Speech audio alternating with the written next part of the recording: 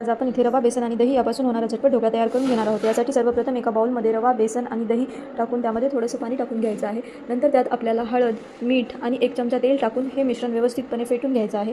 छान फेटून झाल्यावर हे मिश्रण आपल्याला 15 मिनिटे झाकून ठेवायचं आहे। तेवढ्याच वेळात इकडे आपल्याला एका भांड्याला तेल टाकून व्यवस्थित प्रमाणे ग्रीस करून घ्यायचं आहे। नंतर आपलं तयार झालेल्या बॅटरमध्ये 1 इनोची पुडी टाकून घेऊन थोडंसं पाणी टाकून व्यवस्थितपणे मिक्स करून घ्यायचं आहे। नंतर हे तयार झालेलं मिश्रण आपल्याला त्या ग्रीस केलेल्या पॅनमध्ये टाकून घ्यायचं आहे।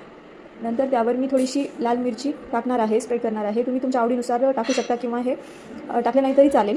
तोपर्यंत इकडे कुकर ठेवून घेतलं, त्यामध्ये 2 ग्लास पाणी, 1 इंच चिंच आणि प्लेट ठेवून घेऊन नंतर त्यावर मी पॅन ठेवलेला आहे मिक्सचरवाला, त्यावर मी झाकण लावून घेणार आहे।